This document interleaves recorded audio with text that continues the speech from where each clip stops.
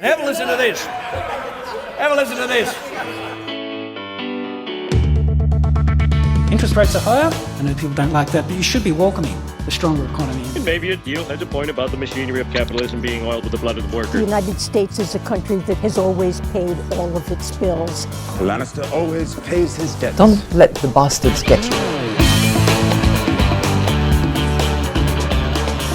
Hello and welcome to Comedian versus Economist. We demystify the world of money and help you get a handle on the bigger picture. My name's Adam and we're joined as always by my little older brother and real life economist, Thomas. Hi, Thomas. Hey, Adam. How you going? Good, thank you. I was just paying Thomas out for yawning pre-show as I was doing the intro. So it's nice that he's picked himself up off the floor, ready for a big show. Hey, Thomas, I've got some exciting news before we start. I'm about to launch a new podcast without you. Oh, Yeah. It's going to be a lot of fun. It's called Buy, Hold, Sell. We might try and come up with a better title, but that's it for now. Buy, Hold, Sell. Now, obviously, I'm neither an expert nor legally allowed to give stock predictions. So thankfully, each week, I'm going to be joined by a different investing expert to hear their buy, hold, and sell recommendations. So if that sounds like something that you're into, something you'd like to hear, the first episode drops Monday, the 31st of October, and you'll find it over on the Equity Mates Investing podcast feed. Generally good life advice, Thomas, to subscribe to Bryce and Alec anyway, but now you have even more reason. And we're going to be kicking it off with my first guest, which is Adam Dawes from Shaw & Partners. Those that were at FinFest last year might remember Adam and I doing a live buy, hold, sell session, which was, Thomas, you'll remember, standing room only for that one. That was packed. It was very funny. I'm not going to say who has the greatest star power. Let's just say everyone was there to see Adam and leave it at that. So, yeah, subscribe to the Equity Mates Investing podcast feed now, and I look forward to bringing you a different kind of buy, hold, sell show on Monday, the 31st of October. But, Thomas, CVE is where we're at today. Massive show coming up, as always. Walmart are tracking their customers so they can sell them more drugs. It's okay, they're good drugs. Popular online gaming platform Roblox is set to end remote work. You'll now need to drive your kids to the office if they want to play. And thanks to AI, Channel 7 will know what you want to watch before you do. Spoiler alert, it's sunrise. Even AI loves Koshi. Oh, no, he's gone. It's Shervo now. But first, Thomas, Jamie Dimon rang the bell on Wall Street this week. The alarm bell, that is. What's going on with Jamie? Yeah, good. Jamie Dimon, I think, is the pronunciation of that one, isn't it? Yeah. Really? I'm going with Dimon. Okay, yeah. Email us in at CVE summon. This is that punchy opener. I was hoping we were, as you were yawning pre-show, I thought, no, he'll be right. And here we are. I've led you in. I think it's Dimon. Yep. All right. Let's call him Jamie. Jamie, yeah. The important thing is he's talking danger. Yeah, I mean, it's like I've read that name 1,000 times. So this is the CEO of JPMorgan, so the most famous, biggest investment banker in the world. No idea how to pronounce his name, but I've read it 1,000 times. JP Morgan CEO, he's out saying this may be the most dangerous time the world has seen in decades. There's always that word they sneak in there, isn't there? Might. The may. Yeah, this might be. Got this huge headline, but I'm going to throw in that caveat. It might happen. So, okay, what's so what might happen? Well, I think it's interesting. Like, it's a good summation of the bear case at the moment, and saying why it's not nothing but good times ahead. The big one is quantitative tightening. So you're saying that has unclear consequences. So quantitative tightening, remember, is when the Fed sucks money back out of the economy. I remember that everyone said the same thing about quantitative easing, but it might have unexpected consequences as well. So now we're pulling that back. So it was a bad thing. Well, was it? I don't know. But now we're tightening, and we don't know if that's a good thing or not either. The numbers are ridiculous. So, like, they're pulling out 60 billion in treasuries and 35 billion in mortgage-backed securities every month. 60 billion plus 35 billion, so 95 billion a month being sucked out. Right. They've now pulled $1 trillion out of the economy. Wow. Yeah, so their Fed's balance has gone from 8.4 trillion down to 7.4 trillion. So that's a pretty big wind down, but it's still got some way to go. The reason why the consequences are unclear because we've just never done this before. So we had quantitative easing during the GFC, and then we started quantitative tightening in the sort of the second half of the 2010s. But then we just stopped in 2019. Right. Why? Why did we stop? We've finished. The repo market seized up, which wasn't a major issue, but just kind of it just got clunky. What's the repo market? Like, at the risk of digging too deep on this show, we don't like to go too deep, but what's the repo market? I think it's where the resale of the treasuries. Government treasuries. Right. I was thinking it was like repossessions. People just started having their TVs taken away and stuff. No, yeah. So like not only is the Feds like letting those treasuries mature, they're not buying anymore. So whereas you had like a big buyer in the market during quantitative easing, that buyer's now gone. Right, okay. But the government's still issuing debt. So it just changes the market dynamics quite a lot. And then that got wonky in 2019. Quantitative easing was put on pause, and then you got COVID, and then we went back to QE. Right. So we've never successfully completed quantitative tightening. I mean, we've only had one crack at it before. We're none from one. None from one. Yeah.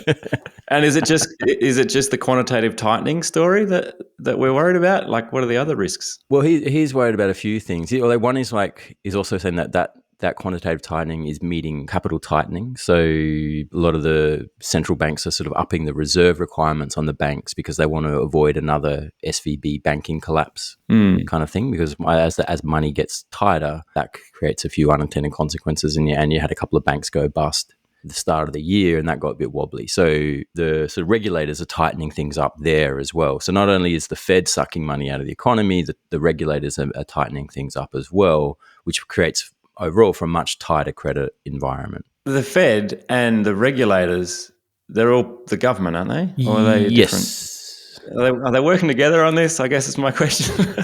I think so. Yeah. But they're separate organs, and they would get together and meet and talk about this stuff. But the Fed is like, I don't know that the regulators wouldn't be changing their regulation based on where monetary policy is at in the cycle. No. And the Fed wouldn't be changing what monetary policy is doing based on what the regulators are doing. So they'd be watching each other, but they're separate agendas. Just side shifty eyes across the room.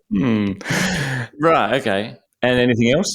But then there's a couple other things he's saying. He's saying about higher rates, saying that he's still saying they could go to 7%. That's still a possibility.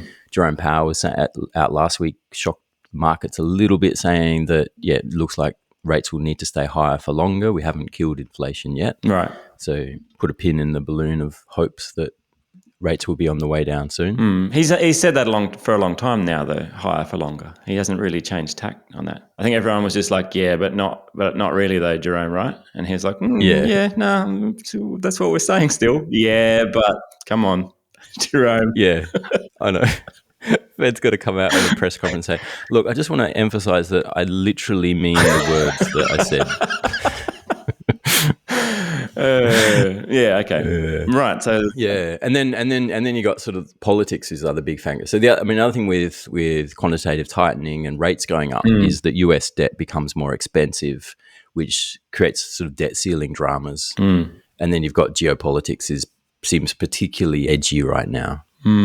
So yeah. Okay. So that's one. So ultimately, there's one view, right? This is Jamie Dimon, however you want to say it. Do we care what he thinks? I mean, is he's just one man? Yeah. I mean, we care to the extent like he's got a bird's eye view of the global economy. JPMorgan are everywhere. They care a lot about what happens in every economy that they operate in, which is most of them, I'm guessing. He would have that bird's eye view. And I think that is a pretty good summation of where the risks are right now.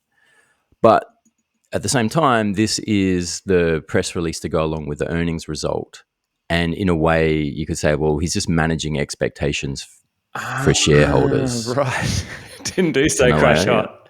Yeah, but look at all of this. You tell me, you name me one person who'd do well in this environment. Yeah, right. Okay, it makes sense now. Yeah. So I think there's a bit of that. So you can, like, in 6 months say, like, look, good news, we didn't lose all of your money. All right, Thomas, seems like everyone is talking about Ozempic at the moment. And there was an article, futurism.com says that Walmart is spying on Ozempic customers. What's all this about? Yeah, so this is interesting. So Walmart have a pharmacy arm as well, I think within the same store. So Walmart can track what customers who are buying Ozempic at their pharmacy then go on to spend in the grocery store. Right. And so they're able to watch what they're spending. So it's not really spying. They've just got like a rewards card. Yeah. They're using at the checkout, and they're getting their Ozempic and then buying some bread. Yeah. Or not bread, maybe. Yeah, because they don't need the bread anymore. They are getting trolley boys to just quietly slip a tracking device into the pockets of customers as they go through the doors. Getting it out's the hard bit at the end. That's what they're struggling with. To not look like pickpockets at the end as they try and retrieve the tracking devices from customers as they leave the store. What is Ozempic, first of all? People that don't know. Yeah, so Ozempic I think it is big news. I think I feel like this has got the capacity to go ChatGPT AI kind of huge in terms of the way it shakes things up. So it was started as a diabetes drug. Ozempic is a diabetes drug that had the side effect of decreasing appetite. Yep. And then the company produced that went like, oh, that's a pretty nice little side effect. I'm just going to make that the point. And then they created Wegovy, which is... Wegovy. Yeah, I presume I'm saying that right. It sounds like a Chinese chat platform or something. Right? Yeah, it's a weird... Like WeChat, sort of but like for government. Yeah. It sounds like MyGov. MyGov and WeChat formed an alliance. And all government communications will be managed on the Chinese-owned Wegovy platform. But yeah, so Wegovy is just about... So whereas Ozempic is still technically a diabetes drug, I think a lot of people are buying it just to lose weight. Right. Wegovy is just about suppressing appetite. Yeah, okay. But they do a very good job. So they've been in trials for quite a while now, and studies say that, people on Wegovy are losing 15 to 24% of their body weight. Wow. In trials. So, yeah, pretty... It's good if you want it to happen. Yeah. Yeah, so that's, it's working. And so that's what they're saying. Like, it's pretty amazing. Ozempic and Wegovy are injectables, but they're just launching a pill version. Ribulus is coming on. So it's like they're saying, like, having a weekly injectable is a bit of a barrier to take up. But once it becomes a pill, then it's like on like Donkey Kong. I just love the irony in all this, that like when we were going through a global pandemic and scientists came out with a COVID vaccine, said, we think you should all have this. Everyone was like, ooh, well, you don't know what's in it. And now they're like, hey, we got this thing. It'll help you lose 5 kilos. They're like, really? Yeah, just hook it to my veins. Get it in me. Yeah. Once a week? Sure. Like that COVID thing, that was 3 doses over 9 months. This, yeah. weekly injection. Right. Yeah. It contains microchips from Walmart to help with their spying. But they also sell data plans for the chips that they're injecting into your arms. Yeah. So they're having a big impact. Once, so where is it? I think Morgan Stanley surveyed 300 Ozempic users and found that 77% of them are visiting fast food restaurants less. Now that they're on the drug. So and that's what I'm saying. Like the frontline impact. Well, it has all these health benefits. So like Americans are notoriously overweight.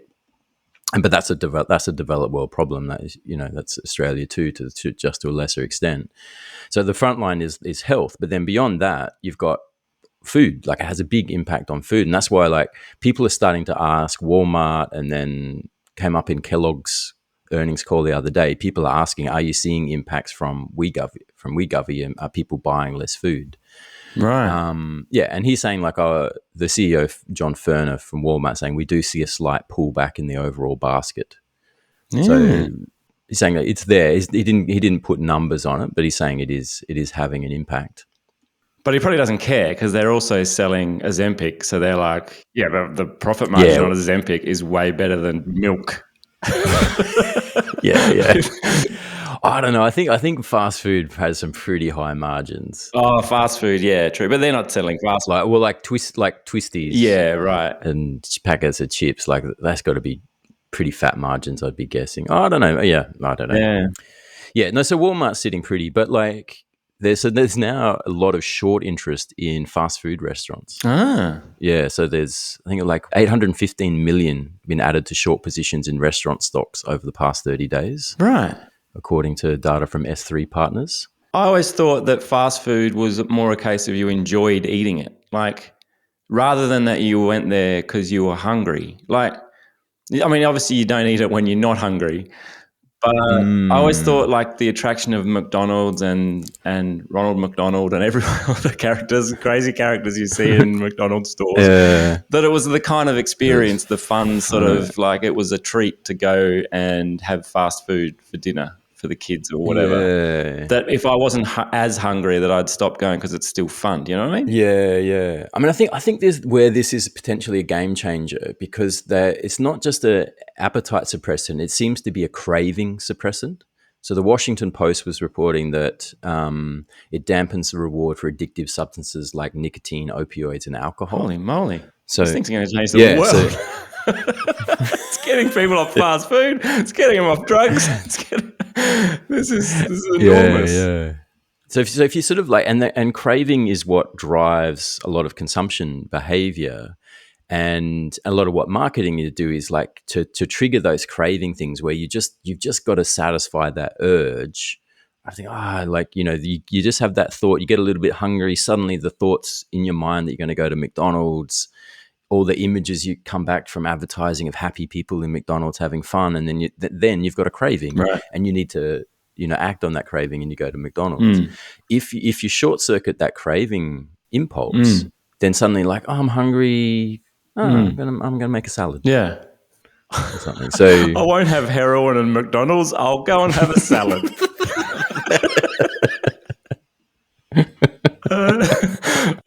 All right, why don't we pause there? We'll grab a break, hear a word from this week's sponsor, and be back with more Comedian versus Economist right after this. Welcome back. You're on Comedian versus Economist. And don't forget that my new Buy, Hold, Sell podcast launches October 31. You can get it over on the Equity Mates Investing podcast feed. I'd love it if you tuned in and then told me what you thought about it. See if you like it or not. But Thomas, Roblox this week is another big tech company that wants people back in the office. What's going on? Yeah, literally that. It's announced they're transitioning away from remote work at Roblox. And employees can either work the firm's Tuesday, Wednesday, Thursday in-office schedule, or they can leave, take a severance package. They've got till January 16 next year to decide. Right. So it's not full-time back at work. It's just they're saying 3 days a week in the office. If you don't like it, there's the door, or you got to build your own door and find your way out. There's the end call button. Roblox were famously, they were all in on remote work, weren't they? They were one of the big... even as late as May 2022, May last year, because they were saying they were going primarily remote work. That was so like in office was an option, but they were positioning themselves as a primarily remote company.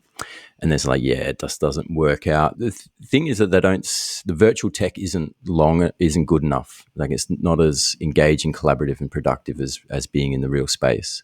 He says, like, for many of us, this is the CEO, David Baszucki, I think. Bazooka, I think it is. It's not Bazooka. It's Baszucki. Bazooka. Okay, whatever. David. Yeah, he's saying for many of us, Zoom fatigue is real. A 3-hour group review in person is much less exhausting than over video, and brainstorming sessions are more fluid and creative. While I'm confident we'll get to a point where virtual workspaces are as engaging, collaborative, and productive as physical spaces, we aren't there yet. Yeah, can I make a suggestion, David? That 3-hour review sessions, whether live or virtual, pretty painful. Group review. Even worse. Well, before we start, let's go around the room and everyone just tell us one thing about yourself. What's one of your interests? Those kinds of sessions just kill me now. I mean, we record this podcast remotely, so imagine if we got like another 60% performance hit from being in the same room for this. It'd be Hamish and Andy levels. Well, yeah, I get Zoom fatigue out of this call for sure. I'll start checking my phone. I think why this is interesting is that Roblox is a company that if Roblox can't make remote working work, like who can? Like Roblox is, young, like full tech company. They're literally building a virtual world. Yeah. That's what they do. Yeah.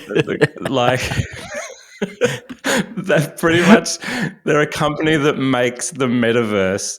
So if they can't make online communities work, then what does it say about their company? If they're like, well, they're creating something that they're trying to say to people, young people, whoever, like, you should come and spend more time in this world, in this platform, in our communities. But at the same time, we're saying as an organization, we can't make it work remotely. We need everyone in the office. Is that kind of not really eating your own dog food then? You're kind of saying... Yeah, I mean, maybe it's what you're doing with it. Like if it's like just come for some fun and hang out and spend a bit of leisure time, maybe the metaverse works for that. But for being productive and having real relationships. You're not getting all your friends together in Roblox for a 3-hour review session, are you? Hey guys, I wrote a poem.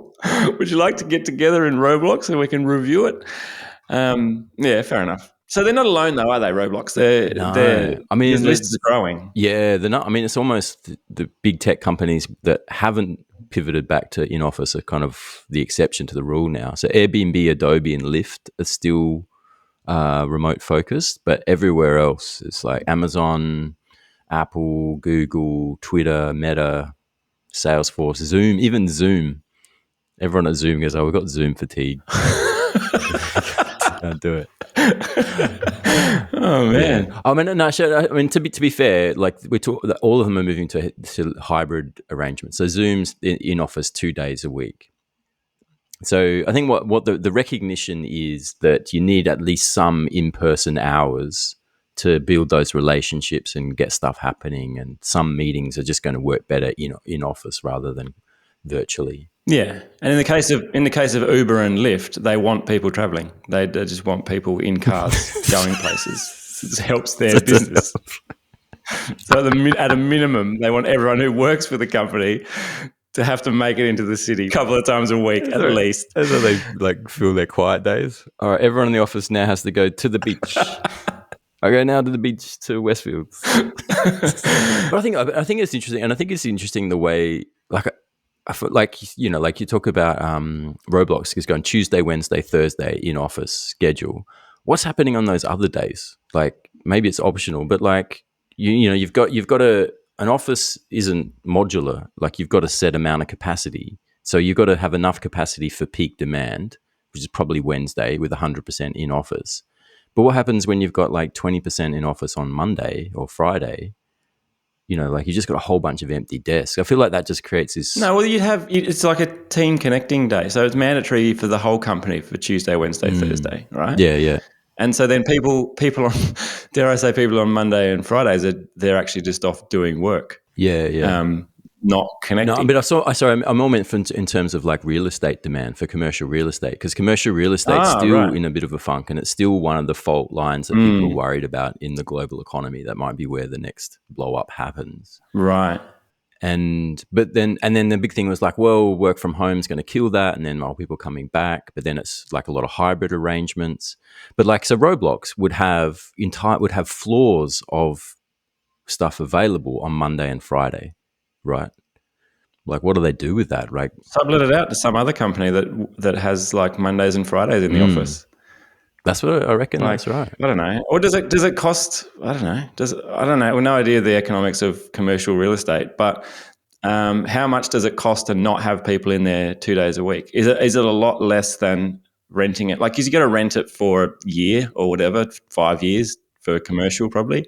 If you don't use it a couple of days a week, is that a big deal? Probably not, but it's expensive. Like if you're looking to cut costs, there's a capacity there somehow. Yeah, maybe you just rent it out on Monday and Friday. You just rent out two or three floors of your building or something to a startup that just wants a day a week or something. I don't know. Yeah, it's interesting. Start up like LAN parties and get kids in there playing Roblox. That's the obvious. It's the obvious use case. All right, Thomas, finally on the show, I hear TV is getting smarter. What's going on? Yeah, so Seven Networks announced a partnership with Databricks, which is a cloud and data and AI company now, obviously. Didn't used to be, but now it is apparently doing AI. Right. Seven's been sort of pushing with AI. I mean, I don't know. Yeah, so they got Amazon Web Services involved, and they've been in the 7 Plus. They've been the 7 Plus ecosystem. They've been smartening that up.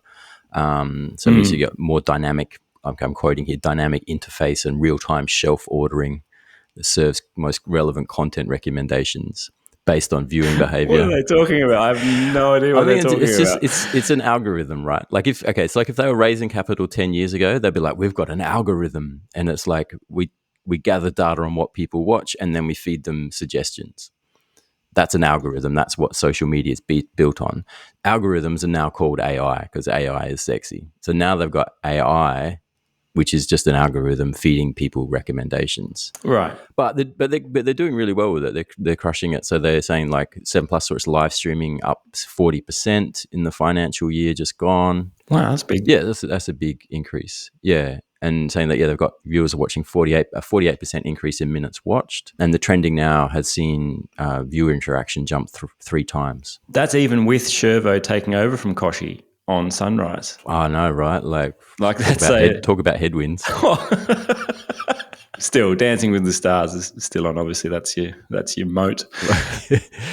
Yeah. So they've been doing that, but now they've partnered with Databricks to sort of. But they're focusing now. So that was all viewer experience. They're now focusing on advertiser experience. Ah, okay. Yeah, and that's where Databricks is coming in, and they're saying that they're focusing on predicting viewership, and they've got that to a level where 7 days out they can predict viewership to an accuracy of 91%. So that's pretty impressive. It is. But then I don't know, if you think about the viewer profile of your average Channel 7 show, like if I told you someone that watched Home and Away last week is going to watch Home and Away again next week, I reckon I could nail pretty much 90% accuracy. But I wouldn't expect you to be at all impressed that I could tell you that. So yeah, maybe that's right. Yeah, I don't know how much variability there is in viewership, but because they've got a lot of cyclical shows, like the regular ones that just go on, and like Home and Away is now into its 400th year, I think, this year.